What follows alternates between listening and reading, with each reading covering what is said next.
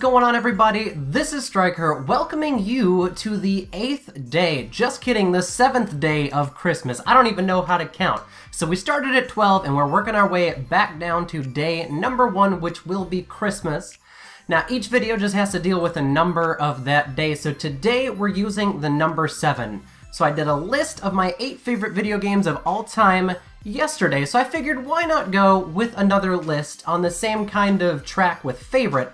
I'm going to do my 7 favorite pets in my lifetime.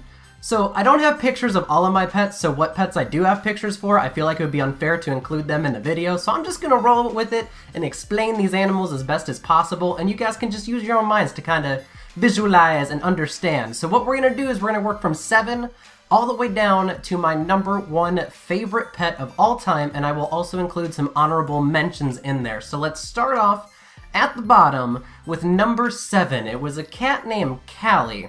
Now, she was a tortoise cat, or a tortie, or a tortoiseshell cat, and the coolest thing about her is her face was split down the middle, with the left side was like this orange cream kind of color, and then on the right side it was all black. So that was super cool. She didn't have the heterochromia though, where her eyes were different color. They were both the same, like, I guess standard like yellowish cat eyes.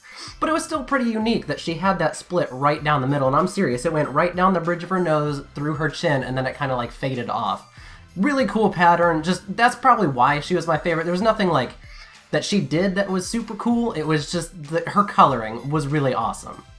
So number 6 is a dog that I really only had for a couple of years, and his name was Dakota. He was a chocolate lab. He was also, when we got him, I think he was like 2.5, 3, but he never really grew out of the puppy stage, so he was high energy all the time. The weirdest thing about him though is he was absolutely stupid. Like, he would legitimately walk into walls, then sit down and look at the wall like, when did this get built here?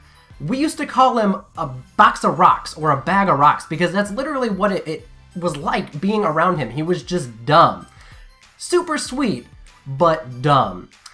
Now we move on to number 5, and it is a cat that was called Tiger. She was a female orange tabby, with 80% being males. Genetically, nobody understands why, it's just how it kind of comes out. So it was interesting that she was a female and an orange tabby, but also when she was a really, really small kitten, she was 1, the runt of the litter, and 2, she got an upper respiratory infection, and it ended up being, the veterinarian said, about a 4% chance of her survival, and she ended up surviving. So when she was full grown, she probably weighed at most 3.5 pounds. At full grown, you could hold your hand out and she could sit in your hand. And she didn't even take up the whole hand.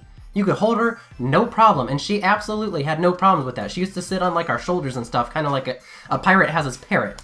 Super, super tiny, really sweet, and what was really funny about her is if she ever ran out of water, she would let us know by sitting in her water bowl. She would just sit there and wait until someone noticed that she was out of water. She would then get up when we went to pick it up, and then she would go and drink, no problem. But it was just a weird little, I guess, character quirk that she had, that she would always sit in the water bowl if it ended up empty. Now we move on to number 4, and this one is kind of an odd pet, and it is a guppy named Popcorn. So when I was really, really young, probably like 5, 6, 7, 8, and that's probably the range we're going with, I used to have guppies. Now, it ranged anywhere from having like 2 guppies all the way up to having like 10 or 12.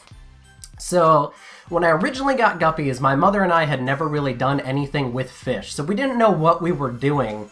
And we kind of just went off of like the pet store recommendations and whatever we could find when we Googled like how to take care of guppies and stuff like that. So apparently the filter, the thing that like sucks up the water and then like puts it back into the tank to give it more oxygen and everything and to partially clean the water, apparently we had gotten the wrong one, or it was too strong or something, because the original set of fish got sucked up underneath the bottom of the filter and then died. But there were only 3 of those original fish. I think we started out with like 8 or 9 of them. 3 of the original fish survived, Popcorn being one of them, and I named her Popcorn because she was kind of like a yellowish, creamish kind of color, like almost like a popcorn kernel, and then her fins were more of like an orange out on the edge. So, you know, it's like the, you know, the kernel's on the outside and she's the popcorn. So outside of being just one of the 3 original fish not sucked up in the tank filter, she was the only fish I ever had that became pregnant when I did these years of fish. So she had all of these babies, and we had to like research how to do babies and a little birthing tank and everything. It was a really weird thing to watch, but it was really super cool. Just happened to get really lucky because she was pregnant for a while and we knew it was coming up that she was about to give birth. But I just kind of went back to my room to go grab something, whether it was a book or whatever, and saw her giving birth. So I got to watch a guppy fish give birth, which was, it was weird. It was pretty cool though, it was weird.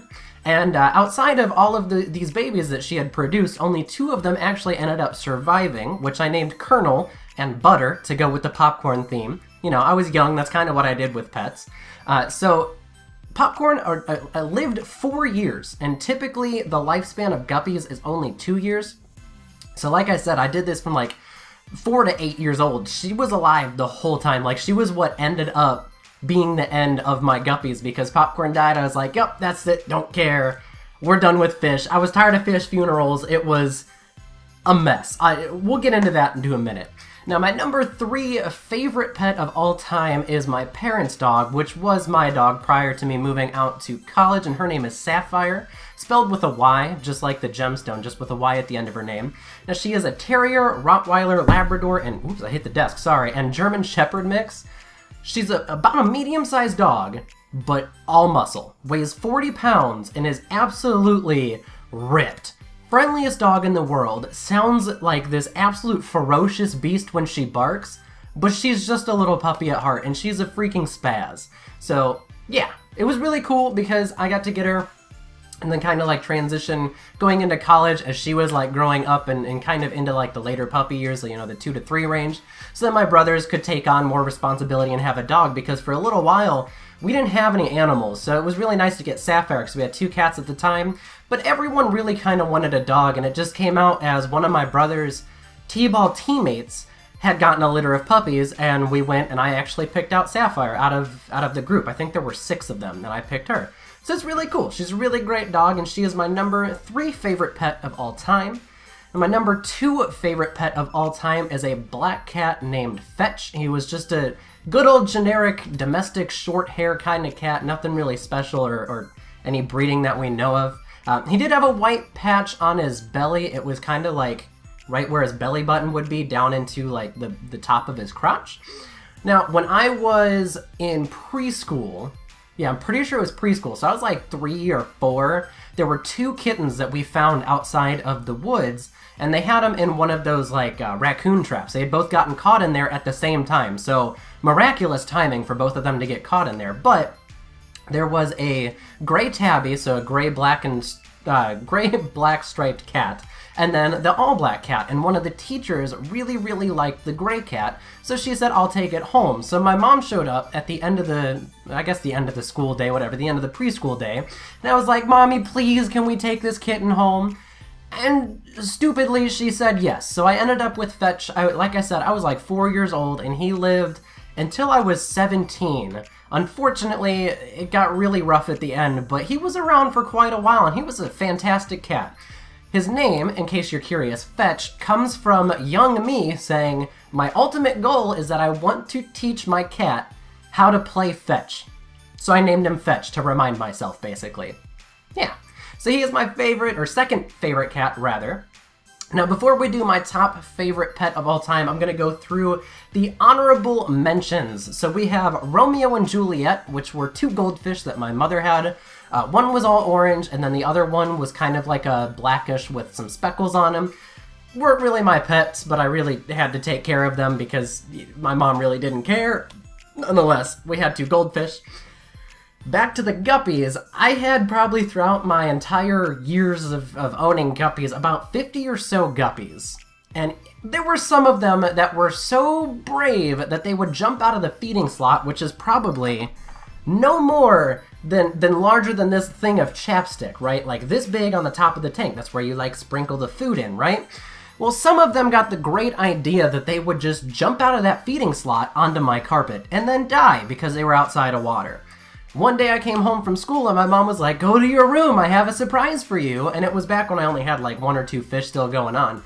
and I saw like 3 dead fish on my carpet. I was like, great prank, that was fantastic. Really a horrible day, but there were still some that survived. We ended up having to get a piece of tape, and then we attached a piece of cardboard on the bottom and then taped it over the food slot. That way no more of these fish would try to jump out and kill themselves. Then again on the fish track, I also had a betta fish for a very short amount of time. Now when we went to a pet store, we were looking for something more exotic to add to guppies because they're really only like this big at most, maybe like the size of a pinky. And the person who was working there said, you guys could get a betta fish. They will interact super well with guppies. So we said, cool, betta fish are awesome. Let's go ahead and introduce it into a tank full of guppies. So we introduced it, I went to bed, went off to school, came back home, and found that the betta fish had eaten the tails and fins off of all but a couple of the fish that were still there. He turned into a cannibal and started eating his own kind. And in turn, killing all the guppies because they couldn't swim, floated to the bottom, and then just died. And then, on top of all of that, due to his cannibalistic tendencies, he ended up dying. We're not sure why, but it was like 3 or 4 days after he had eaten all of the fins off of the fish, and just croaked. So we're thinking either Fish Jesus smited him, or the fish fins weren't really great for his diet. Then we also have my current dog. Her name is Baby, and she is a Shih Tzu and Maltese, we think, mix. I did a video about her like a year ago-ish, you know, maybe like 6-7 months ago. She's interesting. She's also neurotic. So she's not gonna make my list of top 7 pets, but it's what you gotta deal with sometimes. And then also, lastly, for honorable mentions would be my girlfriend's cat. Her name is Bellatrix. We call her Bella. She's technically not my pet, so she can't qualify, but she probably would end up on this list, probably around number 5 or 4, surpassing Tiger or Popcorn. But she's a pretty cool cat, interesting. What makes me really jealous is I had named my cat Fetch to attempt to teach my cat fetch. Never happened, but her cat knows how to fetch. She'll fling a hair tie, the cat will chase it, bring it back, and fling, and it just repeat the cycle. So, yeah, it was like a slap in the face when I found out that she could do that. But anyways, my number 1 favorite pet of all time is my first pet. His name was Riley, and he was a black lab border collie mix. So he was about the size of a lab, a little bit skinnier, skinny legs, and really, really long bushy fur, but a lab-like type head with the longer collie snout. Fantastic dog. Best dog in the world. I actually have a blanket that is a picture when I was very young, me sitting on top of him. I used to like sleep on him and everything. Like, he was the best dog ever. Smart as could be. He would end up, we'd put him out in the backyard, and he would find a way to like triple jump off of stuff and go out of the backyard. He'd go around, he'd do his business, sniff the flowers, whatever, and then we'd go out to get him from the backyard and, oh my god, Riley's gone. So then we would go out the front door to start like looking for him, and he's already sitting there on the porch like, hi, let me in. The worst thing to ever happen, I think, in my entire existence of having Riley in my life was my mother and I had gone out to do something. Now, I don't remember what we did, whether it was go out to the store or see a movie or whatever. But we came back and found him completely shaven. I'm talking like long fur, completely bald. And my grandmother-in-law had said, well, he looked hot, he was panting, so I decided to shave all of his hair off. Oh boy, was that a mess. But anyways, ladies and gentlemen, that is my top 7 favorite pets of all time. I kind of consider like all of the fish together as part of a thing. So like, it's about 13 pets in total, or 13 like groups of pets in total. So that's about 50%, you know, my favorite half of the pets that I've ever had. So let me know in the comment section down below what your favorite pet was, or if you have a couple favorite pets, or what your current pet is. I would love to know. So anyways, thank you so much for watching. Have a great day, everybody, and I will see you all in the 6th day of Christmas.